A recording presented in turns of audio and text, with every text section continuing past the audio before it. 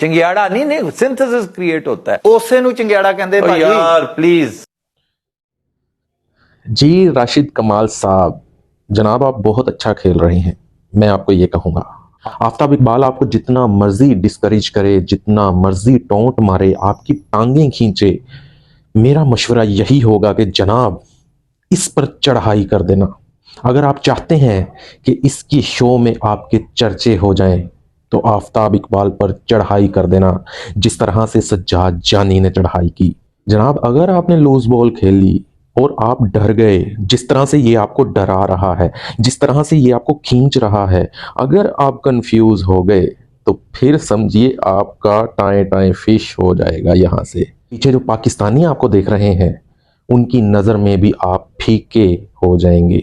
आपको पता है कि आपने थिएटर में इतने साल की मेहनत से अपना एक बुलंदो बाला नाम बनाया है, तो अगर आप यहाँ से फीके होकर आ गए वापस, तो आपकी पब्लिक आपसे बहुत नाराज़ होगी। ये सोच के रखिएगा राशिद कमाल साहेब।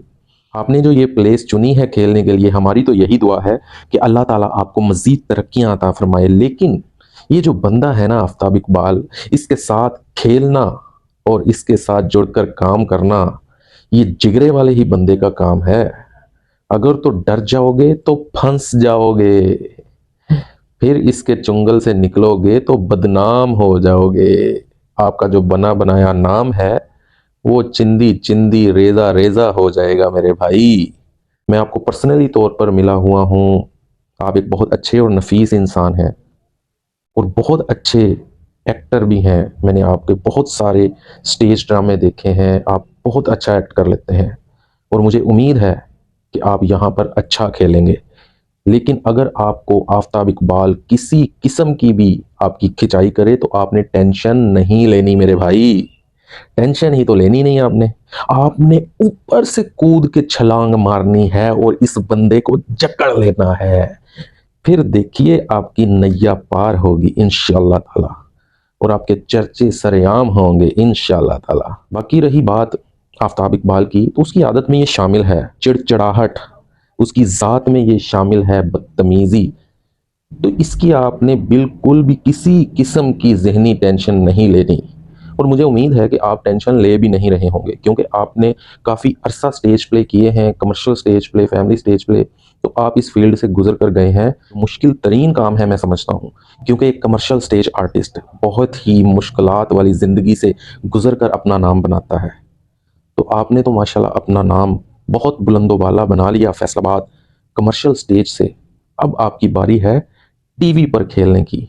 तो मेरा आपको यही मशवरा होगा मेरे भाई कि आप ज़रा अलर्ट हो जाएं, एक्टिव हो जाएं। स्टेज पर तो आप माशाल्लाह बहुत एक्टिव हैं, आई नो वेरी वेल, लेकिन टीवी की एक अलग फील्ड है। यहाँ आप जिस बंदे के हत्थे चढ़ गए हैं, इसने थोड़ा सा आपको मधोलना है, फिर बेइज्जत भी करना है, फिर बदतमीज़ी भी करनी है, फिर झाड़ें भी पड़नी है। अगर आप उन सब स्टेजेस में से निकल गए तो फिर समझना बब्बू राणे को भी टक्कर देने के लिए आप रेडी हो जाएंगे। बब्बू राणा शुरू में क्या था, उसको बोलना भी नहीं आता था और बब्बू राणा ही वो शख्स था जिसने आफ्ताब इकबाल के शोज़ में टॉप पोजीशन हासिल की, अपने आप को पॉलिश किया, सीखा, झाड़ें भी खाई, बदतमीज़ियाँ भी सही।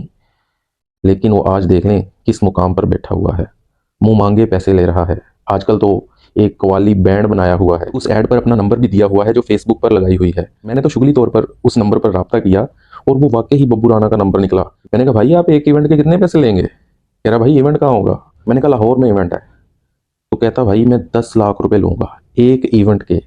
तो सोचो एक इवेंट के वो 10 लाख रुपए चार्ज कर रहा है और तड़ातड़ इवेंट पर इवेंट कर रहा है। उसका नाम बना है तो उसको कोई बंदा बुला रहा है, वरना ऐसे 10 लाख रुपए कोई राह चलते को नहीं दे देता। यही दुआ है भाई कि अल्लाह ताला आपको मज़ीद तरक्कियाँ अता फरमाए और आफ्ताब इकबाल के साथ रहकर उसको डील करना अगर आपको आ गया तो समझो आपने भी वो पोजीशन हासिल कर ली जो बब्बू राणा ने हासिल की, जो आगा माजिद ने हासिल की, जो सलीम अलबेला ने हासिल की, जो हनी अलबेला ने हासिल की, जो सखावत नाज ने हासिल की।